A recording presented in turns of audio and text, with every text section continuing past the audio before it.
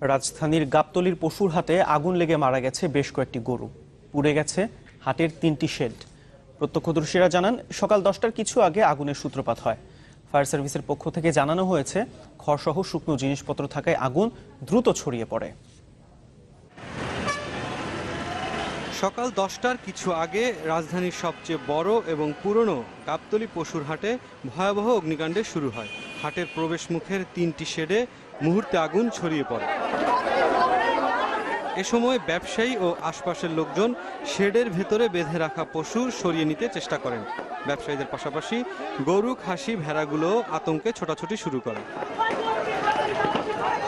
আগুনের তীব্রতার কারণে যেসব পশু উদ্ধার করা সম্ভব হয়নি সেগুলো পুড়ে মারা যায়। প্রত্যক্ষদর্শীরা জানান, ছোট ধোঁয়া থেকে দ্রুত ছড়িয়ে পড়ে আগুন। তড়িৎ পদক্ষেপের কারণে অধিকাংশ পশু রক্ষা পায়।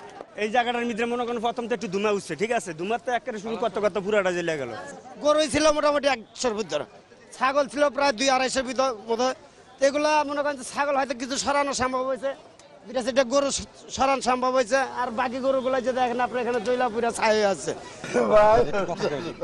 ফায়ার সার্ভিসের 5টি ইউনিট আধা ঘন্টার চেষ্টায় আগুন নেভাতে সক্ষম হয়। তাদের দাবি, আগুনে কয়েকটি পশু মারা যাওয়া ছাড়া বড় ধরনের ক্ষয়ক্ষতি হয়নি। ক্ষয়ক্ষতি এখানে 13টা গরু, একটা ভেড়া এবং 4টা ছাগলের ডেড বডি পাওয়া গিয়েছে। কিভাবে আগুনটা লেগেছে এটা আমরা তদন্তের পরে বলতে পারব।